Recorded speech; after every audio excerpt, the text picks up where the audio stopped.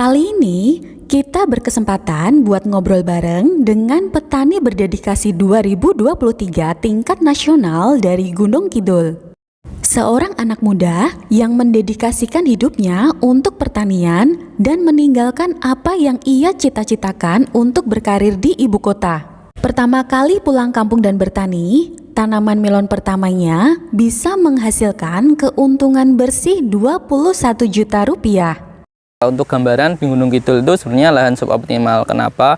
Di Gunung Kidul itu kalau lebih diterangkan itu bukan tanah berbatu tapi batu bertanah, yaitu banyak batunya dibandingkan tengah. Nah, pada zaman dahulu pula di Gunung Kidul itu jika ingin bercocok tanam, petani itu harus membuat galengan dulu, kemudian membawa pupuk kandang, kemudian membawa tanah, dimasukkan galengan baru bisa ditanami. Nah, tapi dengan adanya seperti itu, petani lebih lebih inovatif, kemudian lebih bisa survive bagaimana bertahan hidup seperti itu.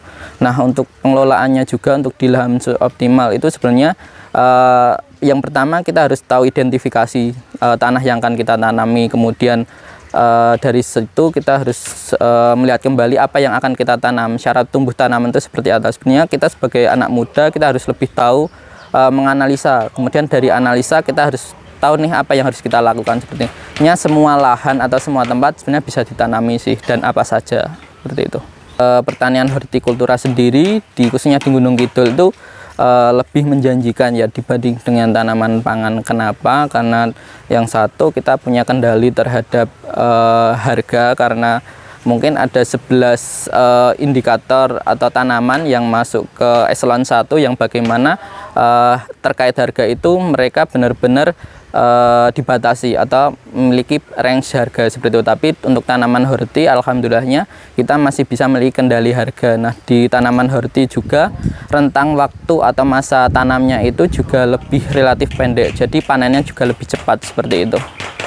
Untuk keuntungan untuk tanam cabai sebenarnya itu tanam di bulan berberan, yaitu September, Oktober, November, itu nanti panen raya di bulan Februari itu pas musim penghujan biasanya. Nah, itu paling tanam cabai yang saat ini saya data yang paling menguntungkan seperti itu, karena di sana mungkin banyak lahan untuk tanaman pangan, tanaman hortinya sedikit seperti itu. Nah, untuk keuntungan cabai itu mungkin satu cabai itu bisa menghasilkan minimal 2 kilo seperti itu. Jika di harga sekitar 40-an ribu untuk cabai rawit itu mungkin satu batang 80.000 tinggal mengalihkan seperti untuk keuntungan dengan biaya pokoknya tidak sampai dengan 20.000 seperti itu.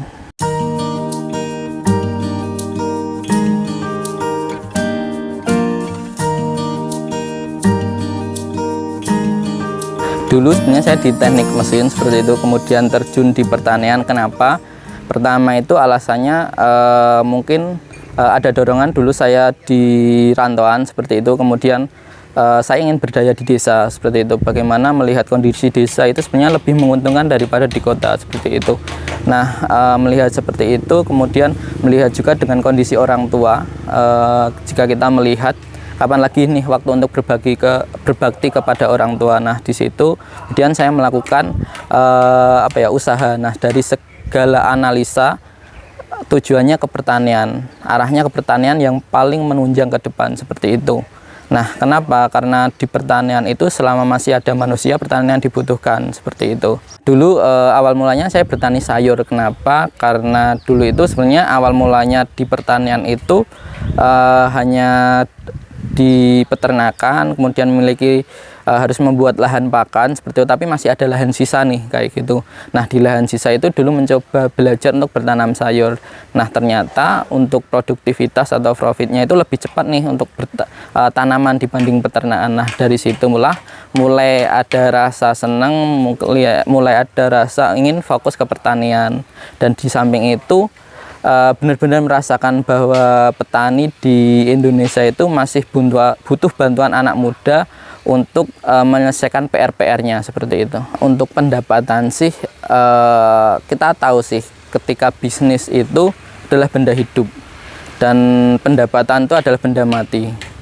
Dan kita pasti nggak bisa mensinkronkan, tapi ketika kita membuat rata-rata, ketika bagaimana bisnis yang berjalan dengan lancar itu, nah untuk bertani melon khususnya dulu itu mulai tanam itu mungkin ya mungkin nggak sedikit sih modal yang saya butuhkan itu sekitaran 20 juta itu untuk pembuatan lahan dan sebagainya seperti itu. Nah itu untuk tanam pertama itu hasilnya bisa mencapai 38 juta seperti itu dulu. Dan itu ketika tanam selanjutnya itu biayanya semakin sedikit karena ada penyusutan alat-alat dan ada beberapa alat yang bisa digunakan untuk jangka panjang seperti itu. Dulu itu tanam sekitar 2000 batang, kemudian luasannya sekitaran 1800-an meter, kemudian bersih sekitaran ya hampir 21 lah paling katakanlah seperti itu, 21 juta seperti itu. Nah mungkin itu yang membuat saya terdorong lebih ingin belajar pertanian, tapi tidak hanya itu karena melihat petani-petani khususnya saya anggap sebagai orang tua juga karena saya membayangkan bapak ibu saya sebelumnya juga petani, bagaimana kondisi pertanian yang tidak dikelola secara agribisnis, mereka hanya berjuang menguras keringat tanpa hasil yang bisa dipastikan untuk keberlanjutan seperti itu. Banyak hal loh yang bisa kita gali dari pemilik usaha Mas Tani Farm dan pengelola Kinan Earth di Gunung Kidul. Mau belajar dan berbagi ilmu? Monggo, datang aja ke farm dan kamu pun bisa memetik sayur dan buah sehat loh di sini. Semoga bermanfaat info kali ini dan ketemu lagi di video berikutnya.